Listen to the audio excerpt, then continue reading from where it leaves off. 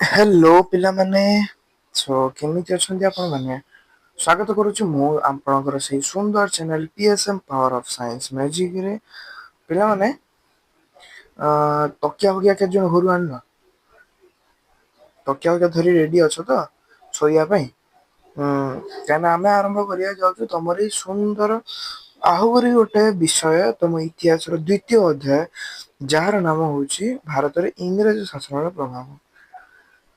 ଠିକ ଅଛି। ଯେମିତି ଗତ ଅଧ୍ୟାୟରେ ଆମେ ପଢିଥିଲୁ ଏକ ସେକେଣ୍ଡ ମୋ ସୁନ୍ଦରିଆ ମୁହଁ ଟା ଦେଖେଇଦିଏ ନହେଲେ ତମମାନଙ୍କୁ ଭଲ ଲାଗିବନି। ଯେମିତି ପିଲେ ଆମେ ଗତ କ୍ଲାସରେ ଆମେ ପଢିଥିଲୁ ସାର୍ ଆପଣ ମୁହଁ ଆସିଲା ବେଳକୁ ଗୋଟେ ଅଲଗା ପ୍ରକାର ଡିସ୍କୋ ଲାଇଟ୍ ଗୋଟେ ଜଳୁନି।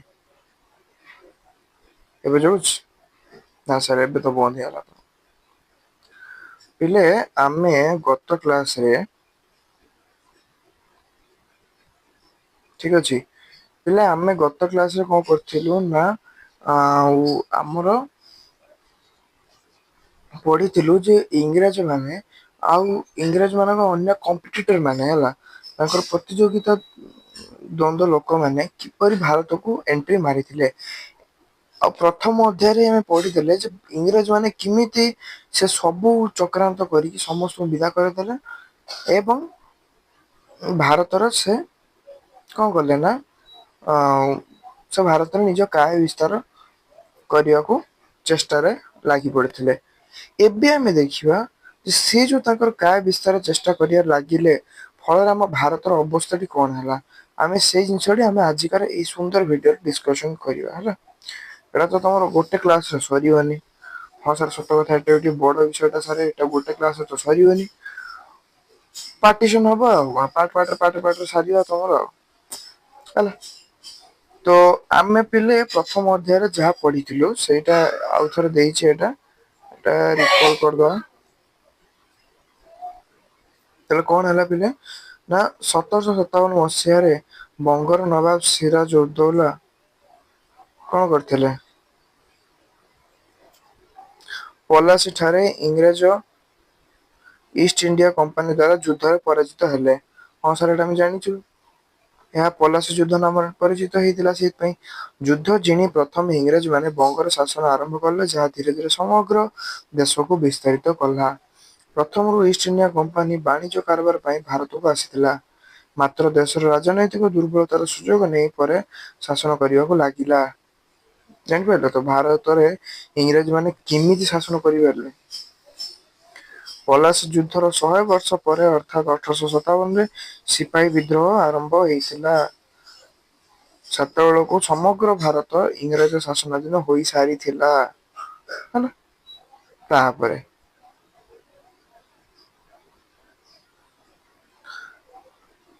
ତାପରେ ପିଲେ କଣ ହେଲା ଦେଖ ଇଂରାଜ ପୂର୍ବବର୍ତ୍ତୀ ଶାସନ ଯଥା ତୁର୍କ ଓ ମୋଗଲ ଶାସନ ଠାରୁ ଇଂରାଜ ଶାସନ ସମ୍ପୂର୍ଣ୍ଣ ଭିନ୍ନ ଥିଲା।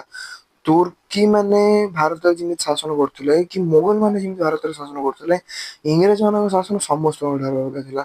ଏଇଟା କୋଉ ସେନ୍ସରେ କୁହାଯାଉଛି ଦେଖ ନା ଇଂଲଣ୍ଡ ପାଇଁ ଭାରତରୁ ଅଧିକରୁ ଅଧିକ ଧନ ସମ୍ପତ୍ତି ନେବା ଇଂରାଜ ଶାସକ ମାନଙ୍କର ପ୍ରଧାନ ଉଦ୍ଦେଶ୍ୟ ଥିଲା। ହେଲା ଜାଣିପାଇଲ ତ ପିଲେ। ଇଂଲଣ୍ଡ ପାଇଁ ଭାରତରୁ ଅଧିକରୁ ଅଧିକ ଧନ ସମ୍ପତ୍ତି ନେବା ଇଂରେଜ ଶାସକ ମାନଙ୍କର ପ୍ରଧାନ ଉଦ୍ଦେଶ୍ୟ ଥିଲା ସେଇଥିପାଇଁ ତ ସେ ଭାରତକୁ ଆସିଥିଲେ। କାହିଁକିନା ସେତେବେଳେ ଯୁଗରେ ପିଲେ ଭାରତକୁ କୁହାଯାଉଥିଲା ସୁନାର ପକ୍ଷୀ। ହେଲା ସୋନେକି ଚିଡିଆ ଭାରତକୁ କୁହା ହଉଥିଲା। କାହିଁକିନା ଭାରତରେ ଏତେ ପରିମାଣରେ ସୁନା ଧନ ରତ୍ନ ସବୁ ଥିଲା ତମେ ଆଇଡିଆ ଲଗେଇ ପାରିବନି ପିଲେ ରାମାୟଣ ମହାଭାରତ ଯୁଗରେ ଦେଖିଥିଲ କେତେ କେତେ ମାନେ ସେ ରଜାଙ୍କର ଖାଲି ଦେଖିବ ସବୁ ସୁନା ଉପରେ ତାଙ୍କର ସବୁ କଥାବାର୍ତ୍ତା ହେଲା। ତାଙ୍କ ଛୁଆ ବି ଖେଳିବ ସୁନାର ହାତୀ ହେଲା।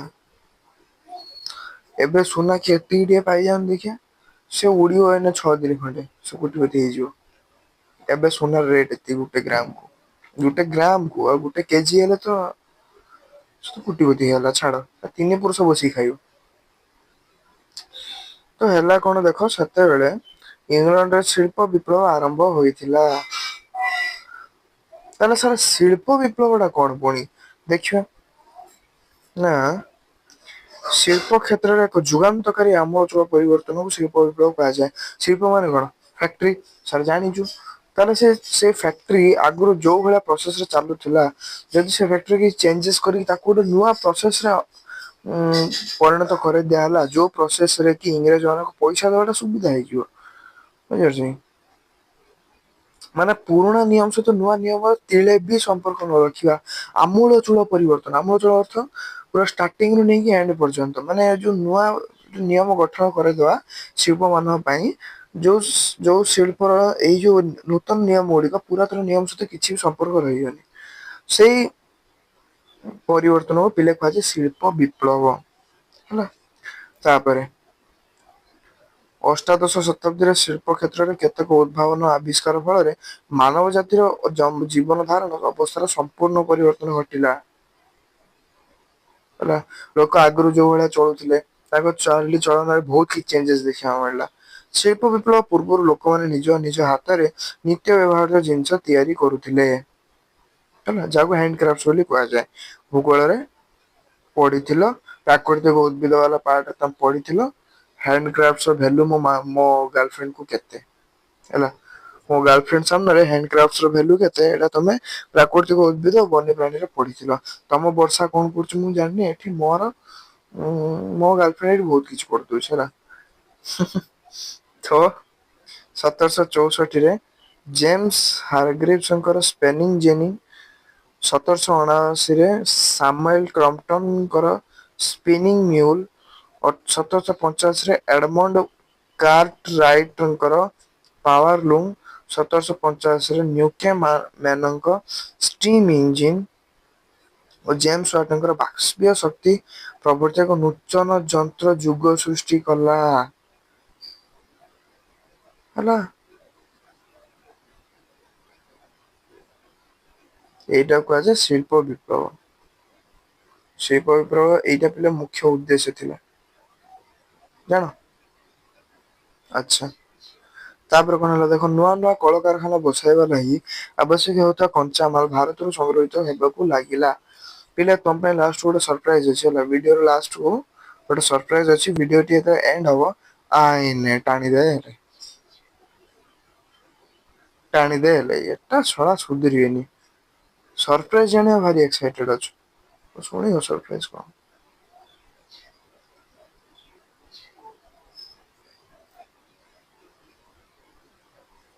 କଳକାରଖାନା ବସାଇବା ଲାଗି ଆବଶ୍ୟକ ହେଉଥିବା କଞ୍ଚାମାଲ ଭାରତରେ ସଂଗୃହୀତ ହେବାକୁ ଲାଗିଲା।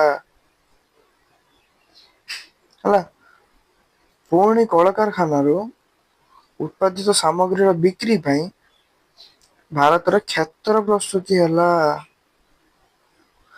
ଆବଶ୍ୟକ କଞ୍ଚାମାଲ ଓ ଖାଦ୍ୟ ଶସ୍ୟ ମଧ୍ୟ ବହୁଳ ପରିମାଣରେ ଭାରତରୁ ରପ୍ତାନୀ ହେଲା।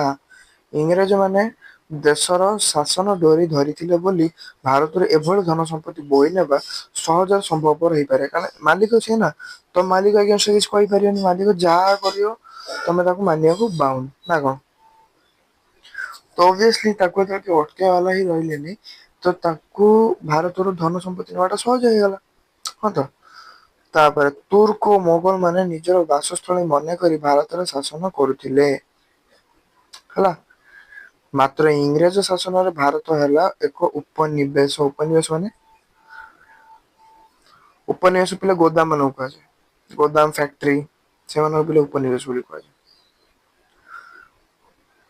ଇଂଲଣ୍ଡର ସ୍ୱାର୍ଥ ରକ୍ଷା ଲାଗି ଭାରତର ଶିକ୍ଷା, ସଂସ୍କୃତି ଓ ଆର୍ଥିକ ଅବସ୍ଥାରେ ପରିବର୍ତ୍ତନ କରାଗଲା। ଇଂରାଜ ସରକାର ଜାଣିଥିଲେ ଯେ ସମାଜର ସବୁ କ୍ଷେତ୍ରରେ ଏକ ଆମୂଳ ଚୂଳ ପରିବର୍ତ୍ତନ ନହେଲେ ଇଂରେଜ ମାନଙ୍କ ପାଇଁ ଭାରତ ଶାସନ କରିବା ଲାଭପ୍ରଦ ହେବ ନାହିଁ, ହେଲା।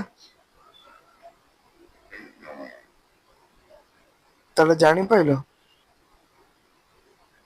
ଯେ କାହିଁକି ଇଂରେଜ ମାନେ ଚାହୁଁଥିଲେ ଯେ ତମ ମାନେ ଯୋଉ ଭେଗା ଭଳିଆ ଯୋଉ ହଉନ ଯେ ଖାଲି ଧନୁତୀର ଧରି ବସିବ ନାଇଁ, ତମକୁ ଧନୁତୀରରୁ ନେଇକି AK-47 ପର୍ଯ୍ୟନ୍ତ ଧରେଇ ଦେଲେ। ଚିଠି ଲେଖୁଥିଲ, ଏବେ 5G ମୋବାଇଲ ଟା ଧରିକି ଖାଲି ଟିଉଁ ହୁଁ ଖାଲି ଜଷ୍ଟ ଏ କ୍ଲିକ୍ ନା କଣ, ଜଷ୍ଟ ଏ କ୍ଲିକ୍ ଆୱେ। ସାଙ୍ଗ ଦୂର ଦୂରକୁ ଅଛି, ଗୋଟେ ଯୁଗରେ ଚିଠି ଲେଖା ହଉଥିଲା। ଏବେ ସେ ଚିଠି ଲେଖିବା ଟା ଖାଲି ପରୀକ୍ଷାରେ ଲେଖା ହଉଛି 10 ମାର୍କ ଟା ପାଇବା ପାଇଁ। ନହେଲେ ଆଉ ସେ ଚିଠି ଲେଖାର କିଛି ଭ୍ୟାଲ୍ୟୁ ନାହିଁ, ଏବେ ଖାଲି ଗୋଟେ ସିମ୍ପଲ ଖାଲି ଗୋଟେ ଜଷ୍ଟ ଏ କ୍ଲିକ୍। ହଁ ତ ୱାନ୍ କ୍ଲିକ୍ କରିଦିଅ କାହିଁରେ କଣ କାମ, ନା କଣ? ଏଇଆ ହଉଛି ଯୁଗ ହେଲା। କେନ ଦେଖ ଏଇଟା ପିଲେ ଏମାନେ କାହିଁ କଲେ ଏମାନେ ପିଲେ ଏଇଥିପାଇଁ କଲେ ଯେ ଯେତେବେଳେ ତମେ ମାନେ କଣ ପୁରୁଣା ଅବସ୍ଥାରେ ବଞ୍ଚୁଛ ଦାଟ ମିନ୍ସ ତମେ ଯୋଉ ଅବସ୍ଥାରେ ବଞ୍ଚୁଛ ତମେ ଯୋଉ ଭଳିଆ ବି ତମେ ଜୀବନ ଅତିବାହିତ କରୁଛ ସେ ଜୀବନ ଅତିବାହିତ କରିବା ପାଇଁ ଭାରତର ସଫିସିଏଣ୍ଟ ଜିନିଷ ଅଛି। କିନ୍ତୁ ଏମାନେ ଯୋଉଟେ ମଡର୍ଣ ସିଭିଲାଇଜେସନ ଦେଖିବାକୁ ଚାହୁଁଛନ୍ତି ଆଧୁନିକ ଗୋଟେ ଜୀବନ ଯାପନ ଗୋଟେ ବଞ୍ଚିବାର ଶୈଳୀ ଏମାନେ ଶିଖେଇ ଦଉଛନ୍ତି। ଆଚ୍ଛା ମତେ ଗୋଟେ କଥା କୁହ ଆଧୁନିକ ଜୀବନ ଶୈଳୀ କୁ ବଞ୍ଚିବାର ଯୋଉ ଢାଞ୍ଚାଟି ଯଦି ଏମାନେ ଶିଖଉଛନ୍ତି ତାହେଲେ ସେଇ ଭଳିଆ ନିଜକୁ ପ୍ରିପେୟାର କରିବାକୁ ପଡିବ ନିଜ ଘରକୁ ପ୍ରିପେୟାର କରିବାକୁ ପଡିବ ହଁ ତ ଆଉ ସେ ଜିନିଷ ତ ଭାରତରେ ନାହିଁ ବା ଯଦି ବି ଅଛି ତାର କଞ୍ଚାମାଲ ଉପରେ ଅଛି ତାକୁ କଣ ଭାରତୀୟ ମାନେ କେହି ବି ସେମିତି ଆଇଡିଆ ଇଏ କରିକି ତାକୁ ଇଏ କାମରେ ଲଗେଇନାହାନ୍ତି ଗୋଟେ ମାନେ ତାକୁ ଗୋଟେ ଏମିତି କାମ ଲଗେଇବ ଯୋଉଟା କି ତମକୁ ଗୋଟେ ମଡର୍ଣ ସିଭିଲାଇଜେସନ ଗୋଟେ ଆଖ୍ୟା ଦବ ତମକୁ ଗୋଟେ କିଏ କହିବ ଯେ ହଁ ତମେ ଗୋଟେ ଆଧୁନିକ ଯୁଗରେ ତମେ ବଞ୍ଚୁଛ ସେଇ ତମେ ସେଇ ଧନୁତିର ଜିନ୍ଦାବାଦ ସେମିତି କହିଲେ ହବ ନା। ତ ଯଦି ସେମାନେ ମଡର୍ଣ ସିଭିଲାଇଜେସନ ତମକୁ କରିବାକୁ ଚାହୁଁଛନ୍ତି ତାହେଲେ ସେଇ ଭଳିଆ ଦ୍ରବ୍ୟ ସେଇଭଳିଆ ଜିନିଷ ତମକୁ ସେ ଦେବେ। ତ ଯଦି ସେ ସେଇଭଳିଆ ଦ୍ରବ୍ୟ ସେଇଭଳିଆ ଜିନିଷ ସେ ତମକୁ ଦଉଛନ୍ତି ତାର ଅର୍ଥ ପିଲେ କଣ ହବ ନା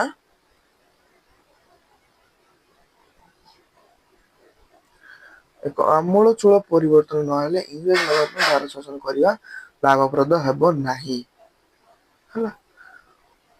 ତମକୁ ପୁରାତନରୁ ଆଧୁନିକ ପୁରା କରିଦେଲେ ଆଧୁନିକ କରିବା ପାଇଁ ଯୋଉ ଦ୍ରବ୍ୟ ସାମଗ୍ରୀ ଦରକାର ସେଇଟା କୋଉଠି ଅଛି ଇଂଲଣ୍ଡରେ ଅଛି ସେ ଦ୍ରବ୍ୟ ଜିନିଷ ଭାରତର ନାହିଁ ସେଗୁଡାକ ଭାରତର ଲୋକମାନେ ଜାଣିନାହାନ୍ତି ସେ ଜିନିଷର ବ୍ୟବହାର କଣ ସେ ଜିନିଷର ବ୍ୟବହାର କିଏ ଜାଣିଛନ୍ତି ଇଂରାଜୀ ମାନେ ଜାଣିଛନ୍ତି।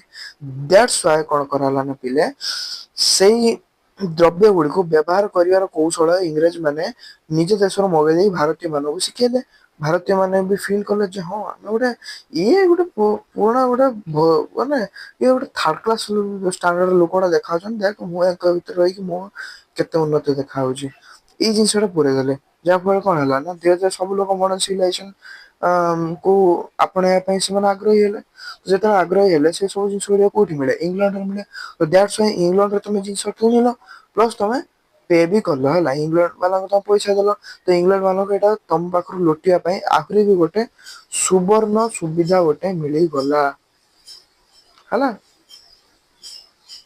ଜାଣିପାରିଲ ରିଜିନ ଟା କଣ ରିଜିନ ଟା ଥିଲା ପିଲେ ଏଇଆ ନହେଲେ ଆଉ କିଛି ନଥିଲା। ରିଜିନ ଟା ହେଲା ତ ତାପରେ ଦେଖ ପିଲେ କଣ ହଉଛି ତ ଆମ ଚୋଳ ପରିବର୍ତ୍ତନ ପାଇଁ ସେମାନେ ଆଗେ ଦେଖିଲେ ଶିକ୍ଷା କାହିଁକିନା ଶିକ୍ଷାଟା ପିଲା ଗୋଟେ ଏମିତି ଜିନିଷ ଚାହିଁଲେ ସେ ସବୁ କିଛି ଚେଞ୍ଜ କରିଦବ ଦ୍ୟାଟ୍ସ ୱାଇ ସେମାନେ ଆଗେ ଶିକ୍ଷାକୁ ଟାର୍ଗେଟ କଲେ ଦେଖ ଶିକ୍ଷାକୁ ଟାର୍ଗେଟ କରି କଣ କଲେ ଇଂରେଜ ଶାସନ ପୂର୍ବରୁ ଭାରତରେ ପ୍ରଚଳିତ ଶିକ୍ଷା ମଦ୍ରାସା ଓ ମକ୍ତ ମୁସଲମାନ ମାନଙ୍କ ପାଇଁ ଚାଟଶାଳୀ ଓ ମଠ ଓ ଟୋଲ ହିନ୍ଦୁ ମାନଙ୍କ ପାଇଁ ପ୍ରମୁଖ ପାରମ୍ପରିକ ଶିକ୍ଷା କେନ୍ଦ୍ର ଥିଲା ହେଲା କାରଣ ଏଇ ସବୁ ଜାଗାରେ ହିନ୍ଦୁ ମାନେ କୋଉଠି ଚାଟଶାଳୀ ହେଲା କି ମଠ ହେଲା କି ଟୋଲ ମାନଙ୍କରେ ହିନ୍ଦୁ ଛୁଆ ଗୁଡା ପଢୁଥିଲେ ଆଉ ମୁସଲିମ ମାନେ କୋଉଠି ମଦ୍ରାସା ମକ୍ତବ ଏଇ ସବୁ ଜାଗାରେ ପଢୁଥିଲେ ଶିକ୍ଷା ନଉଥିଲେ କୋଉଠି ବେଦ ପୁରାଣ ବିଷୟରେ ବି ଶିକ୍ଷା ନଉଥିଲେ ପ୍ଲସ ଟିକେ ଟିକେ ଆଧୁନିକ ଯୁଗ ବିଷୟରେ ବି ସେମାନେ ଶିକ୍ଷା ନଉଥିଲେ ପରସ୍ପର ଜ୍ଞାନ କୌଶଳ ଉପରେ ବି ସେମାନେ ଶିକ୍ଷା ଦୀକ୍ଷା ନଉଥିଲେ ହଁ ସାର ଶିକ୍ଷା ନଉଥିଲେ ତାପରେ ଦେଖ ମଦ୍ରାସ ମକ୍ତବ ରେ ବିଶେଷ କରି ଆରବୀୟ ପାର୍ସି ଭାଷା ଶିକ୍ଷା ଏବଂ ମଠ ଟୋଲରେ ସଂସ୍କୃତ ଶିକ୍ଷା ପ୍ରଦାନ କରାହଉଥିଲା ସେଇଥିପାଇଁ ଭାରତ ପଛୁଆରେ ଥିଲା ହେଲା ମଠ ଆଉ ଟୋଲ ମାନଙ୍କରେ ପିଲେ ସଂସ୍କୃତ ଶିକ୍ଷା ଦିଆଯାଉଥିଲା ସାଂସ୍କ୍ରିଟ ଶିକ୍ଷା ହଉଥିଲା ବାଳକ ଇଏ ସିଏ ନାଇଁ ନାଇଁ ମୁଁ ବେଶୀ କହିବିନି ପୁଣି ଏଟା ପୁଣି ଗୋଟେ ଭାଷା ରୂପାନ୍ତରିତ ହେଇଯିବ ତମ ମାନେ ଶୁଣିଲେ ଛାତିରେ ହାତ ଦେଇଦବ ହେଲା ତ ମଠ ଟୋଲ ମାନଙ୍କରେ ଏଇଆ ଶିକ୍ଷା ଦଉଥିଲା କିନ୍ତୁ ଚାଟଶାଳୀରେ କୋଉ ଶିକ୍ଷା ଦିଆଯାଉଥିଲା ଦେଖିବା ପିଲା ଚାଟଶାଳୀରେ ଓଡିଆ ଶିକ୍ଷା ଦିଆ ହଉଥିଲା ଓଡିଶା ଲୋକ ଆଡେ ଆମେ ଯାଉ ନାଇଁ ନର୍ମାଲି ବି ଚାଟଶାଳୀ ମାନଙ୍କର ଓଡିଆ ଶିକ୍ଷା ଦିଆଯାଉଥିଲା ସବୁଆଡେ ଭାରତର ସବୁଆଡେ ସେତେବେଳେ ଓଡିଆ ଶିକ୍ଷା ଦିଆଯାଉଥିଲା ଏବେ ଅବସ୍ଥା ଖରାପ ତାପରେ ଧର୍ମଶାସ୍ତ୍ର ବ୍ୟତୀତ ଗଣିତ ଓ ତର୍କ ଶାସ୍ତ୍ର ଥିଲା ଏହାର ପ୍ରଧାନ ବିଷୟ ହେଲା ଏଇଟା ଥିଲା ପିଲା ପୁରାତନ ଶିକ୍ଷା ବ୍ୟବସ୍ଥା। ଆଗ କାଳରେ ଏଇଭଳିଆ ହିଁ ପୁରାତନ ଶିକ୍ଷା ବ୍ୟବସ୍ଥାର ହଉଥିଲା। ନୂତନ ଶିକ୍ଷା ବ୍ୟବସ୍ଥାର କଣ ହେଲା ଦେଖ। ଶିକ୍ଷା କ୍ଷେତ୍ରରେ ଇଂରେଜ ଶାସନର ଗଭୀର ପ୍ରଭାବ ଦେଖିବାକୁ ମିଳିଲା। ସେତେବେଳେ ଦେଶର ପାରମ୍ପରିକ ଭଙ୍ଗିରେ ଶିକ୍ଷା ଦିଆହଉଥିଲା। ଚାଟଶାଳୀ, ମଦ୍ରାସା, ମକ୍ତବ, ମଠ, ଟୋଲ ଆଦି ଗାଁ ଗାଁରେ ସ୍ଥାପିତ ହୋଇଥିଲା। ତହିଁରେ ବିଶେଷ କରି ଅକ୍ଷର ଶିକ୍ଷା, ଗଣିତ, ସାହିତ୍ୟ ଓ ଦର୍ଶନ ଆଦି ପଢା ଯାଉଥିଲା। ଏଟା କୋଉଥିରେ ହଉଥିଲା ନା ପୁରାତନରେ ହଉଥିଲା। ଆଧୁନିକ ଯୁଗରେ କଣ ହେଲା ଦେଖ।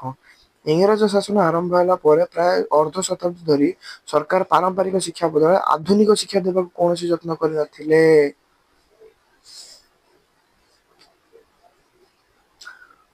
ହେଲା। ତାପରେ କଣ ହେଲା ଦେଖ। ଇଷ୍ଟ ଇଣ୍ଡିଆ କମ୍ପାନୀ ଭଳି ଏକ ଲାଭକାରୀ ବାଣିଜ୍ୟ ସଂସ୍ଥା ହାତରେ ସରକାରର ନିୟନ୍ତ୍ରଣ ଥିଲା।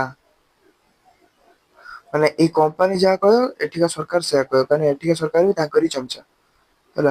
ଇଷ୍ଟ ଇଣ୍ଡିଆ କମ୍ପାନୀ ଭାରତକୁ ଅକ୍ତିଆର କଲେ ବୋଲିକି ଏଇ ଚଣ୍ଡାଳ ମାନେ ଆଜି ସେଠିକାର ରାଜା ହେଇପାରୁଛନ୍ତି। ନହେଲେ ଇଏ ଥାନ୍ତେ ନା ଇଏ ହେଇଥାନ୍ତେ। ବୁଝିପାରୁଛ କି? ଆଧୁନିକ ଶିକ୍ଷାର ପ୍ରସାର ହେଲେ କମ୍ପାନୀକୁ କୌଣସି ଲାଭ ହେବ ନାହିଁ ବୋଲି ସରକାର ମନେ କରୁଥିଲେ। ଅନ୍ୟ ପକ୍ଷରେ ଦେଶର ପ୍ରଚଳିତ ସାମାଜିକ ନୀତି ନିୟମ ଗୁଡିକୁ ଜାଣିବା ସରକାରୀ କର୍ତ୍ତୃପକ୍ଷଙ୍କ ପକ୍ଷ ବି ଆବଶ୍ୟକ ଥିଲା। କାରଣ ସେ ଯେତେ ନୀତି ନିୟମ ଜାଣିପାରିବେ ସେତେ ସେ ସେଇ ହିସାବରେ ଚେଞ୍ଜେସ କରିବେ। ଆଉ ଯୋଉ ହିସାବରେ ସେ ଚେଞ୍ଜେସ କରିବେ ସେଇ ହିସାବରେ କଣ ପିଲାମାନେ ତାଙ୍କ ଗୁଲାମ ବା ତାଙ୍କ ଚାକର ଭଳିଆ ହେଇଯିବେ। ହଁ ତ। ନଚେତ୍ ଆବଶ୍ୟକ ସ୍ଥଳେ ଶାସନ ପରିଚାଳନା କରିବା କଠିନ ହୋଇଥାନ୍ତା। ବୁଝିପାରୁଛ କି ନାଇଁ? ଏଇ ଯୋଉ ଆମର ଥିଲେ କଣ ସତ୍ୟବାଦୀ ବନ ବିଦ୍ୟାଳୟରେ ଯୋଉ ପଞ୍ଚୁ ପାଣ୍ଡବ ସେମାନେ କଣ କରିଥାନ୍ତେ? ସେମାନେ ଏଇ ପିଲାଙ୍କୁ ଭଡକେଇ ଦେଇକି ଇଂରେଜ ମାନଙ୍କ ବିରୁଦ୍ଧରେ ଭଡକେଇ ଦେଇକି ତାଙ୍କ ଭିତରେ ଷଡ଼ଯନ୍ତ୍ର କରେଇଥାନ୍ତେ। ସେଇ ଜିନିଷ ଟା ମାନେ ଚାହୁଁନଥିଲେ। ସେଇଥିପାଇଁ ସେମାନେ କଣ କରୁଥିଲେ ନା ୟାଙ୍କୁ ପଢା ହଉଛି କଣ ସେଇ ଜିନିଷଟା ସେ ଜାଣିବାକୁ ଚେଷ୍ଟା କରୁଥିଲେ। ଏହି କାରଣରୁ ଆରମ୍ଭରେ ଶିକ୍ଷାର ପ୍ରସାର ପାଇଁ ଦେଶର ପାରମ୍ପରିକ ଦେଶୀୟ ଶିକ୍ଷାକୁ ଅଳ୍ପ ବହୁତ ହିଁ ସାହାଯ୍ୟ ଦିଆହେଲା। ଉଦାହରଣ ସ୍ୱରୂପ ବଡଲାଟ ୱାରେନ ହେଷ୍ଟିଙ୍ଗ 1781 ମସିହାରେ କଲିକତାରେ ଏକ ମଦ୍ରାସା ସ୍ଥାପନ କଲେ। ହେଲା। ଦେଖ ଇଏ ଇଂରେଜ ଲୋକ କିନ୍ତୁ ଇଏ ମଦ୍ରାସା ସ୍ଥାପନ କଲେଣି କୋଉଥିପାଇଁ ପଠାଣ ମାନଙ୍କ ପାଇଁ। ମଦ୍ରାସ ଉପରେ ପଡିକି ନା ପଠାଣ ମାନଙ୍କ ପାଇଁ ଯୋଉଠି ପାର୍ସି ଶିକ୍ଷା ଦିଆ ହଉଥିଲା। ଏହାର 10 ବର୍ଷ ପରେ ଜନାଥନ ଡନକାନ ବନାରସରେ ହିନ୍ଦୁ ଆଇନ ଓ ଦର୍ଶନ ୱାଓ ୱାଓ ୱାଓ। ଶିକ୍ଷା ନିମନ୍ତେ ଏକ ସଂସ୍କୃତ କଲେଜ ସ୍ଥାପନ କରେଇଲେ। ହେଲା। ଇଂଲଣ୍ଡରେ ଆଧୁନିକ ଶିକ୍ଷାର ପ୍ରଭୃତ ପ୍ରସାର ଚାଲିଥିବା ବେଳେ ଇଂଲଣ୍ଡରେ ସେତେବେଳେ କଣ ଦିଆହଉଥିଲା ଆଧୁନିକ ଶିକ୍ଷା ଦିଆ ହଉଥିଲା। ମାନେ କଣ ମେସିନାରୀ ଉପରେ ହେଲା କେମିତି ଗୋଟେ ଜାଗା ଆଉ ଗୋଟେ ଜାଗା ତମକୁ କଣ୍ଟ୍ରୋଲ କରିବ ଏଇ ସବୁ ଜିନିଷ ଗୁଡିକ ଉପରେ ଶିକ୍ଷା ଦିଆ ହଉଥିଲା। ଭାରତରେ ପାରମ୍ପରିକ ଶିକ୍ଷାକୁ ସହଯୋଗ କରୁଥିବାରୁ ସରକାରଙ୍କୁ ଖ୍ରୀଷ୍ଟିଆନ ମିସନାରୀ ମାନେ ଘୋର ବିରୋଧ କଲେ। ଖ୍ରୀଷ୍ଟିଆନ ମାନେ ଏଇ ଜିନିଷଟା ଜାଣିଗଲେ। ଯେ ତମେ ନିଜ ଦେଶରେ ତମେ ଦଉଛ କଣ ଆଧୁନିକ ଶିକ୍ଷା। ଆମ ଆଡେ କାହିଁ ଦଉଛ ତମ ପୁରାତନ ଶିକ୍ଷା। ଆମକୁ ଆଧୁନିକ କରିବାକୁ ଦଉନ ରିଜିନ କଣ ଆମକୁ ଆମେ ଆଧୁନିକ ହମୁ।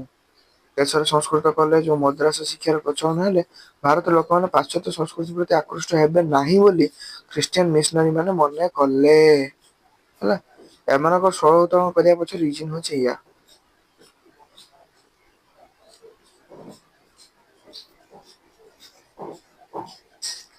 ସେଇଥିପାଇଁ ସେମାନେ କଣ କଲେ ନା ସେମାନେ ଦାବି କଲେ ଯେ ସରକାର ଆଧୁନିକ ଶିକ୍ଷା ପ୍ରଚଳନ କରନ୍ତୁ ଯ ଦ୍ଵାରା ଶିକ୍ଷିତ ବର୍ଗ ପାଶ୍ଚାତ୍ୟର ଧର୍ମ ସଂସ୍କୃତି ତଥା ଆଚରଣକୁ ଆପଣେଇବାକୁ ଆଗ୍ରହୀ ହେବେ।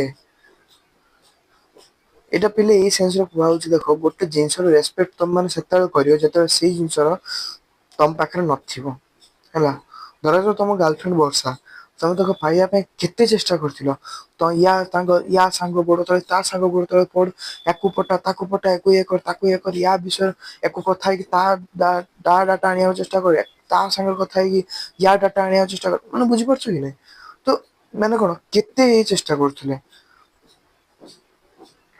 କେତେ ଚେଷ୍ଟା କରୁଥିଲ ତମ ଗାର୍ଲଫ୍ରେଣ୍ଡ ବର୍ଷାକୁ ପାଇବା ପାଇଁ ବର୍ଷା ହେଇଗଲା ପରେ ହୁଁ ଆଉ ଜାଣିବାକୁ ଚେଷ୍ଟା କଲ ଆଉ ବର୍ଷାକୁ ସେତିକି ତମେ ପାଗଳଙ୍କ ପରି ତାକୁ ଭଲ ପାଉଛ ତାକୁ ସେତିକି ଟାଇମ ଦଉଛ ଯେମିତି ତମେ ତାକୁ ପଠେଇବା ପାଇଁ ଟାଇମ ଦଉଥିଲ। କେବେ ନୁହେଁ ସାର ସେଇ ବର୍ଷା ଥାଇଥାଏ ତ ତମେ ତ ଆଉ ଜଣକୁ ଅନେଇଲଣି। ହୁଁ ତା ଉପରେ ବି ନଜର ଅଛି ସୁଧୁରିବନି। ହେଲା। ତ ସେଇଭଳିଆ ପାଇଁ ଇଏ ଯୋଉ ଇଏ ଯୋଉ ଆମର କି ଖ୍ରୀଷ୍ଟିଆନ ମିସନାରୀ ମାନେ ଏମାନେ ଇଂରେଜ ମାନଙ୍କୁ କହିଲେ ଯେ ତମେ ଆଧୁନିକ ଶିକ୍ଷା ଦିଅ। କାରଣ ଆଧୁନିକ ଶିକ୍ଷା ଦେଲେ କଣ ହବ ନା ଯୋଉଟା କି ଏମାନେ ଭଲ ଲାଗିବନି ଏମାନେ ବୁଝିପାରିବେନି। ତ ଏମାନଙ୍କୁ ଯୋଉ ଇମିତିରେ ଯୋଉ ଏମାନଙ୍କୁ ବିରକ୍ତ ଲାଗୁଛି ଯେ ସାଂସ୍କୃତିକ ଶିକ୍ଷା ଇଏ ଶିକ୍ଷା ଏମାନଙ୍କୁ ଆଧୁନିକ ଶିକ୍ଷା ଦେଇଦିଅ। ସାଂସ୍କୃତିକ ଶିକ୍ଷାରେ ଯେତେବେଳେ ସେମାନେ କଣ ତାର ଉପକାରିତା ଟା ବୁଝିପାରିବେ ସେତେବେଳେ ସେ ସଂସ୍କୃତ ଶିକ୍ଷାକୁ ଅଟୋମେଟିକ ଆଟ୍ରାକ୍ଟେଡ ହେଇଯିବେ। ତ ଦେଖ ତାପରେ କଣ ହେଲା ଖ୍ରୀଷ୍ଟିୟନ ମିସନାରୀ ମାନଙ୍କର ପ୍ଲାନିଂ ଥିଲା ଏଇଆ। ଇଂରେଜ ମାନଙ୍କର ଏବେ କଣ ହେଲା ଦେଖ 1813 ମସିହାରେ ଇଂଲଣ୍ଡର ଚାର୍ଟର ଆଇନ ପ୍ରଣୀତ ହେଲା। ଇଂଲଣ୍ଡରେ କୋଉ ଆଇନ ପ୍ରଣିତ ହେଲା ନା ସାର ଚାର୍ଟର ଆଇନ ପ୍ରଣିତ ହେଲା। ଏହି ଆଇନର ଉଦ୍ଦେଶ୍ୟ କଣ ଥିଲା ନା ସାରେ ଦେଖନ୍ତୁ ଏଇ ଆଇନ ର ଉଦ୍ଦେଶ୍ୟ ଏହା ଥିଲା ଯେ ଶିଳ୍ପ ବିପ୍ଳବର ଆବଶ୍ୟକତା ପୂରଣ କରିବା ଲାଗି ଭାରତ ଭଳି ଏକ ବିଶାଳ ଉପନିବେଶର ଶିକ୍ଷା ସଂସ୍କୃତି ଆଦିରେ ପରିବର୍ତ୍ତନ ଆଣିବା ଆବଶ୍ୟକ ହେଲା। କାରଣ ଦେଖ ତାଙ୍କ ଫ୍ୟାକ୍ଟ୍ରି ତାଙ୍କ ଆଡେ ବି ଫ୍ୟାକ୍ଟ୍ରି ଚଲେଇବାର ଅଛି କାହିଁକିନା ତମ ମଡର୍ଣ ସିଭିଲାଇଜେସନ ଯେତେବେଳେ କରେଇଦେଲ ଭାରତର ତ ଭାରତର ବି ତମକୁ କଣ ଜିନିଷକୁ ଆଣିବାକୁ ପଡିବ ତ ଭାରତରେ ଯଦି ଜିନିଷ ଆଣିବାକୁ ପଡିବ ତାହେଲେ କଣ ସେଠିକାର ଫ୍ୟାକ୍ଟ୍ରି ତମକୁ କାମ କରିବା ସେଠିକା ଫ୍ୟାକ୍ଟ୍ରିରେ ବି ପ୍ରଡକ୍ସନ ବେଶୀ ହବା ଦରକାର ଉତ୍ପାଦନ ଟା ବେଶୀ ହବା ଦରକାର ଉତ୍ପାଦନ ଟା ବେଶୀ କେତେ ହବ ସିନା ଲୋକ ଅଧିକା ଥିଲେ ଉତ୍ପାଦନ ବେଶୀ ହବ ଦି ଚାରିଟା ଲୋକରେ କଣ ଉତ୍ପାଦନ କରିବେ ବୁଝିପାରୁଛ ମୋ କଥାଟା।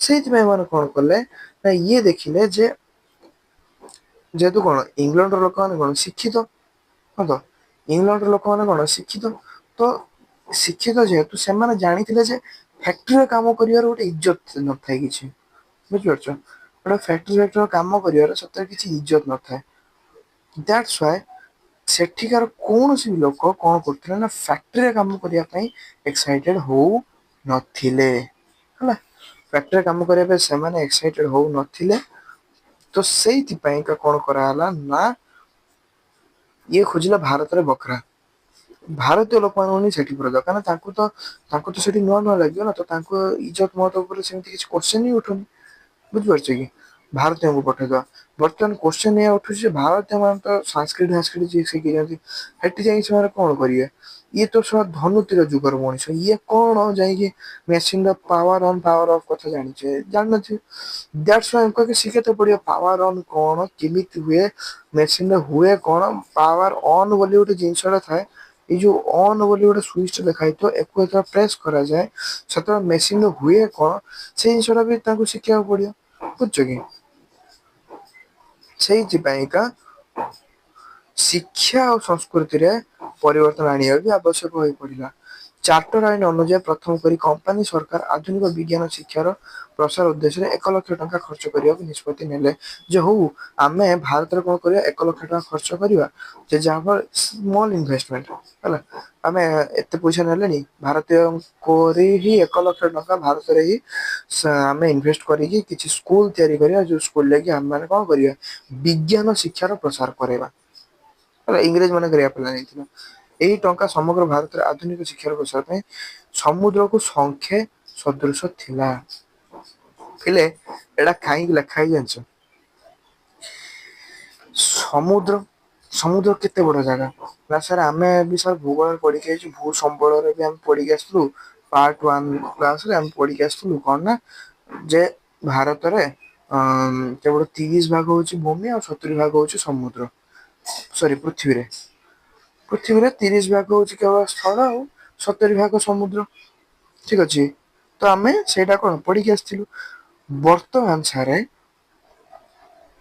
ଯଦି ସେଇୟା ହଉଛି ତାହେଲେ ସେଥିରେ ମାନେ କଣ ଭାରତରେ କେତେ ଲୋକ ଭାରତରେ କେତେ ଲୋକ ଭାରତରେ ହଜାର ହଜାର ସଂଖ୍ୟା ଲୋକ ସେତେବେଳେ 1,00,000 ଟଙ୍କା ଖର୍ଚ୍ଚ ମାନେ କେବଳ କିଛିଟା ହିଁ ଜାଗାରେ ହିଁ ଏଇ ବିଜ୍ଞାନ ସ୍କୁଲଟି ସ୍ଥାପନ କରିବା ମାତ୍ର କିଛିଟା ଜାଗାରେ ସବୁ ଜାଗାରେ ବି ନୁହେଁ କିଛିଟା ଜାଗାରେ ସମୁଦ୍ରକୁ ଶଙ୍ଖା ସଦୃଶ ହେଲା ଏଇ ସେନ୍ସରେ କୁହାଯାଇଛି ଯେ ସମୁଦ୍ରଟା ଯୋଉ ଶଙ୍ଖ ଜାଣିଛ ଶଙ୍ଖ ଯୋଉ ଫୁଙ୍କନ୍ତି ଠାକୁର ପୂଜା କଲା ବେଳେ ଯୋଉ ଶଙ୍ଖ ଫୁଙ୍କନ୍ତି ସମୁଦ୍ର କେତେ ବଡ ଆଚ୍ଛା ସେ ଏତେ ବିଶାଳ କା ସମୁଦ୍ରରେ ଶଙ୍ଖ ତମକୁ କେତେଟା ମିଳିବ ଶଙ୍ଖ ଯଦି ସମୁଦ୍ର ଏତିକି ଥାଏ ଶଙ୍ଖ ଆମକୁ କେବଳ ଏଡିକିଟେ ମିଳେ ହଁ ତ ମାନେ ସମୁଦ୍ର କେତେ ବଡ ଜାଗାରେ ତା ଭିତରେ ତମକୁ ଶଙ୍ଖ ଏଡିକିଟେ ମିଳୁଛି ଏଇଠି ଏଇ ଯୋଉ 1,00,000 ଟଙ୍କା ଖର୍ଚ୍ଚ କରିବାର ଏଇଟା ଏହି ଉଦ୍ଦେଶ୍ୟରେ ହିଁ କୁହାଯାଇଛି ଯେ ଭାରତରେ ତମେ କେତେ ଟଙ୍କା ନେଇଛ, ପୁଣି ଭାରତରେ କେତେ ସଂଖ୍ୟକ ଲୋକ, ତମେ ମାତ୍ର 1 ଲକ୍ଷ ଟଙ୍କା ଖର୍ଚ୍ଚ କରୁଛ।